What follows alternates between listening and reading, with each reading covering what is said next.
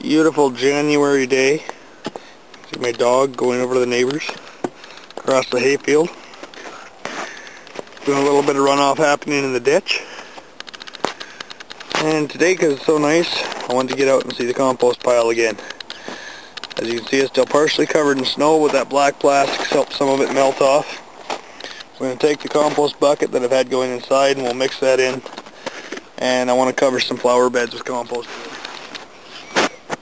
Down below, some of this grass. Still, some of this is fairly frozen. There we're getting some good compost. Oh yeah. That's just broken down into nice dirt now. Yeah.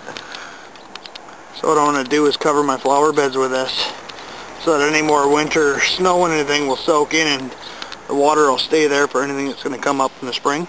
Mm-hmm. So I'll dig down some more and then we'll load up our wheelbarrow and cover a flower bed. This is the one thing you have to watch for. Plastic. Got a lot of neighbors and stuff who bring their grass clippings and things over. And so their mowers pick up the plastic, so you just pick that out. Yep. Well, because it's so light, it just gets picked up from the wind of the blade. Oh, exactly. That's right. Some of this will want to rot a little more. It's funny how rotten stuff is so good for plants. Nature's fertilizer. Yep. It's better for them, there's no chemicals. And makes for better veggies too. Oh, exactly. Well, and rather, all things that'd be going to waste otherwise or in a landfill or something can all be broken down. You can even break down your paper and cardboard if you want to. Just takes a bit longer. I typically burn it, and then I use the ashes in the compost. Makes sense. Well, we'll take this up to that bed, and we'll give her seeds from spinach that was growing here that got let go to seed.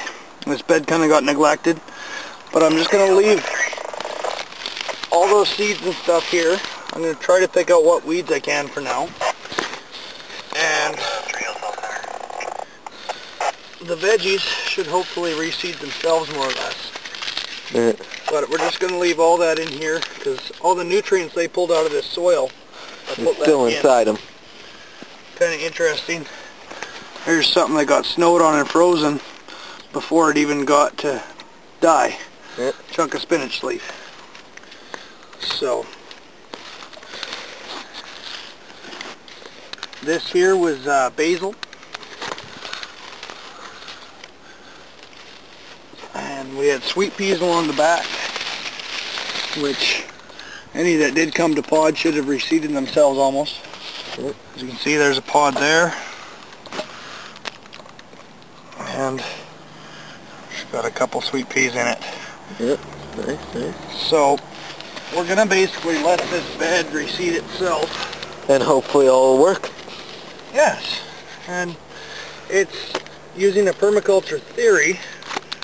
Now I don't have permaculture training, so this is just an experiment as much as anything for me. Home done permaculture. Indeed. What we're going to do is we're just going to cover this all with a layer of compost. Yep. And hopefully it'll help retain some moisture and it'll put some nutrients back in the soil for next year. Oh yeah, should.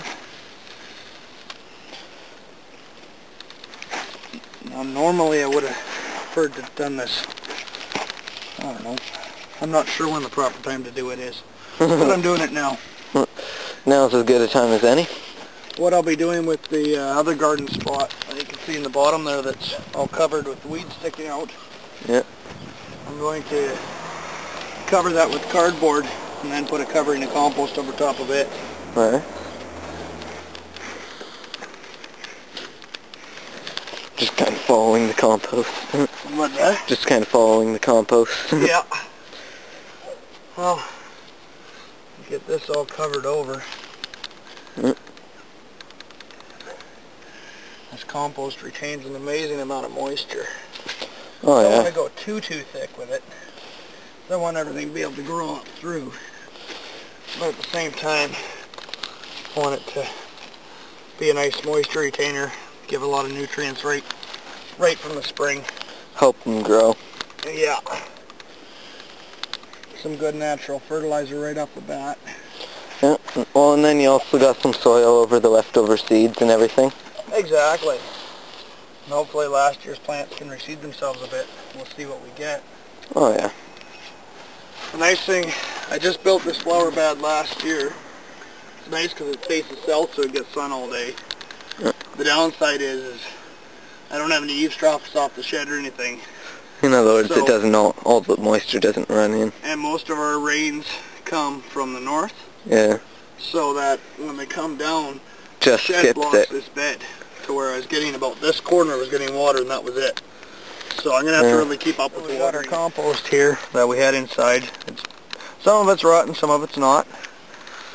But it'll all rot eventually. We put some of the drier stuff on top or on the bottom of the hole. We'll just shake all that out in there. Oh yeah, definitely rotting. Yep. And then I'll just take the pitchfork and we'll cover this back over. We'll have a little bit of a divot here because we put Took 3 wheelbarrows for the plant. Exactly.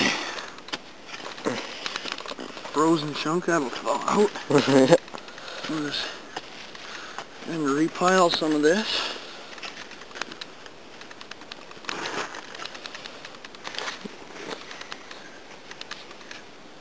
And then we'll just cover that back over. The tarp will help absorb some sun. And it'll all work good.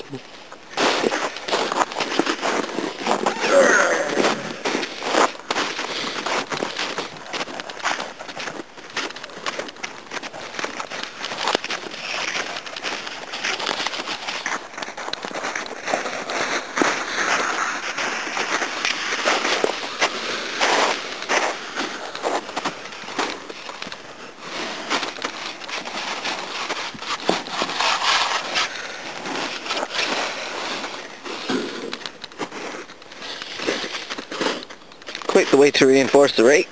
Indeed. I gotta throw another tack or two on it to get it totally right, but still got a little bit of side to side that I don't like. Yeah. Are you filming? Yep. So this is my herb garden. I've got mint, dill, thyme, oregano, ptarmigan, parsleys. A bunch of different things come up in here every year. It's been thickening up. I'm putting my compost about 1.5 inch, 2 inch layer right over top of the snow. Should melt down, and hopefully in the spring we'll get a little better crop out of this too. As you can see from the bed behind you, we putting the compost on there. And we'll get this spread out. I want to put some around the apple tree, some around the other flower beds, and some more of my trees. But it'll be as we get nice days and as we have room for these projects in time. Yeah. So we'll spread this out and we'll see what we get in the spring.